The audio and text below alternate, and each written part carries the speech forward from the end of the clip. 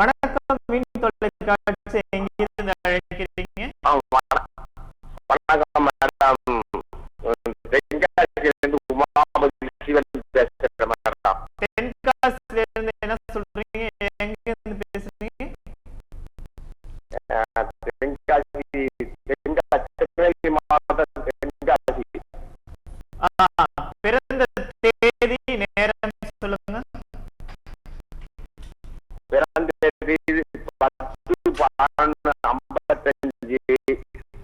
10/11/55. அதிகாலை 3:30. ராசி சொல்லுங்க. ராசி வந்து சிம்ம ராசி, உத்தர நட்சத்திரம், கன்னியா லக்னம். இணைப்புல இருங்க, குறிச்சு சொல்லுவாங்க. என்ன கேள்வி கேட்கணும்? எனக்கு சனி திசையில புதன் புத்தி நடக்குது சார். சனி திசையில உங்க ஏரியா பக்கம் வாக்கிய பஞ்சாங்கமா இருக்கும். ஆமா, சனி திசை புதன் புத்தி நடக்குது. சரி, நமக்கு வாழ்க்கையில ஒரு குடியிருக்க வீடோ ஏதோ கிடையாது. சரி. நான் ஒரு தனியார் கம்பெனியில வேலை பார்த்துட்டு இருக்கேன். சரி. இந்த சனி திசையில ஒரு நாள் ஆபரேஷன் பண்ணிருக்கேன். சனி திசையில நடக்க முடியாமல போகும்.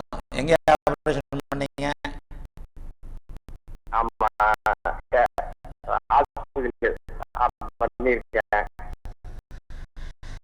சனி திசை உங்களுக்கு கன்னியா லக்னப்படி சனி உச்சம். சனி திசையில புதன் பக்தி நடக்குது. சனி உச்சமா இருக்கிறாரு. நான் சனியை பத்தி நான் நிறைய கட்டுரைகள் எழுதியிருக்கிறேன். எல்லாம் ஒரு இதான ஒரு இதுவரைக்கும் நீங்க சனியை பத்தி நினைச்சிட்டு இருக்கிறதுக்கு மாறுபாடான கட்டுரைகள்னு நிறைய பேர் அந்த கட்டுரைகளுடைய உள்ளர்த்தம் எல்லாத்தையும் உண்மையை புரிஞ்சுக்கிட்டு பாராட்டுற கட்டுரைகள். சனி உச்சமாகி வலுவானால் கன்னியா லக்னத்திற்கு முதல்ல 6 குடையவனுடைய பலனத்தை செய்வார். உங்களுக்கு சனி தசை ஆரம்பத்துல இருந்து நடக்க முடியாம போயிருக்கும். சனி தசை ஆரம்பத்துல இருந்து பொருளாதார ரீதியான சனி யோகன்றது 2ஆம் பட்சம். முதல்ல கன்னியா லக்னத்துக்கு அவர் மூலத்திரிகோண வீடு 6ஆம் வீடாவதால் முதல் 9.5 வருஷங்கள் 6ஆம் வீட்டுக்குரிய பலனத்தை செய்வார். சனி தசை ஆரம்பிச்சதுல இருந்தே உங்களுக்கு சனி உச்சனாகி அதே நேரத்துல அவர் சூரியன் கூடயும் புதன் கூடயும் இருக்கிறது ஒரு நல்ல அமைப்பு. உச்சனாகிய ஒரு அந்த சூட்சும அடிக்கடி எழுதியிருக்கிறேன். ஏற்கனவே நான் ஒரு 2011 அறிவிச்ச பாப கிரகங்களுடைய சூட்சும தேரி அப்படின்ற அமைப்புல சனி வந்து உச்சனானால் ஏதேனும் ஒரு சுபருடையோ அல்ல வலு குறைவான அமைப்புடைய ஒரு சேரணும் அப்படின்ற அமைப்புல உங்களுக்கு இருக்கிறதுனால முதல் 9 வருஷங்கள் உங்களுக்கு சில இடர்பாடுகளை கண்டிப்பா கொடுத்து தீர்வார். இப்போ உங்களுக்கு 60 வயசு ஆயிடுச்சு. இந்த 60 வயசுக்குரிய சில நோய் நொடிகள் கொஞ்சம் நடக்க இயலாத நிலைமை. சனினாலே அந்த நடக்க இயலாத நிலைமைன்றதுக்காக தான் சனியை வந்து சில ஞானிகள் நமக்கு சில கதைகள் மூலம் சில கிரகங்களுடைய இந்த கிரகங்களுடைய குண அமைப்புகளை சொன்னாங்க. அடிச்சான், அதனால சனி கால் நொண்டியே போச்சு அப்படின்னு சொல்றதுக்கு அமைப்புக்கு காரணம் என்னன்னா, சனி சனி வலுவாகி தசை நடத்தும் போது காலில் அடிப்பார், அதாவது காலில் நொண்டியாக்குவார். காலை நடக்க விடாமல் சில நாள் சனியோட வலுவுக்கு ஏற்ற மாதிரி ஒருவருக்கு சனி அதிக வலுவாக சுபத்துவம் இல்லாமல் இருக்கும் நிலைமையில தசை முழுக்கவே நடக்க விடாம பண்ணுவார், புக்தி முழுக்கவே நடக்க விடாம பண்ணுவார்.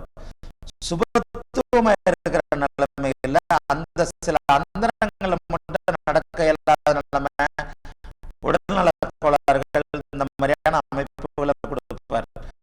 உங்களுக்கு இன்னும் ஒரு 2-3 வருஷத்துக்கு இந்த புதன் பக்தி எல்லாம் முடிஞ்சு சுக்கிர பக்தியிலிருந்து யோகா அமைப்புகளை தருவார். சனி தசை சுக்கிர பக்தியிலிருந்து கன்னியாலக்கணம்ன்றதுனாலையும் கன்னியாலக்கணமாகி சுக்கிரன் 3ஆம் வீட்டில் அமர்ந்து பாக்கியத்தை 9ஆம் வீட்டையே பார்க்கறதுனாலையும் சனி உச்சமாகி இருக்கிறதுனாலையும் இந்த சனி தசை சுக்கிர பக்தியிலிருந்து உங்களுக்கு இந்த இப்ப இருக்கிற கஷ்டங்கள் எல்லாமே நீங்கி மிக நல்ல நிலைமைக்கு நீங்க வருவீங்கன்றது உறுதி. கன்னியாலக்கண கன்னியாராசி ஏற்கனவே ஒரு இந்த 60 வயதுல ஏற்கனவே ஒரு 7 வருடங்கள் 7.5 சனியில நீங்க கொஞ்சம் செகண்ட் ரவுண்டா இருந்தாலும் சில விஷயங்கள்ல இந்த உங்க ஜாதக அமைப்புப்படி உங்களுக்கு கஷ்டங்கள் தான் இருந்திருக்கும். அந்த நிலைமைகள் சனி தசை சுக்கிர பக்தியிலிருந்து நீங்கும். புதன் பக்தி முடிஞ்சவன கேது பக்தியில நீங்க நல்லா இருக்கிறதுக்கான மாற்றங்கள் ஆரம்பிக்கும். ஏன்னா கேது 9ஆம் பாவத்தில் இருக்கிறார். கேதுவே உங்களுக்கு சுக்கிரனை போல செயல்பட ஆரம்பிப்பார். ராகு கேதுக்கள் தான் இருக்கும் வீட்டின் அதிபதியை போலவும் தன்னை பார்க்கும் கிரகங்களை போலவும் தன்னுடன் சேர்ந்த கிரகங்களை போலவும் செயல்படுவார்கள் என்பது ஜோதிட விதி என்பதால் உங்களுக்கு இந்த புதன் புக்தி முடிஞ்சதுக்கு பிறகு, லக்னாதிபதி புக்தி முடிஞ்சதுக்கு பிறகு சனி தசை கேது புக்தியிலிருந்தே நீங்க நல்லா இருக்கிறதுக்கான வாழ்க்கை அமைப்புகள் உருவாகி சனி தசை சுக்கிர புக்தியிலிருந்து மிகச்சிறந்த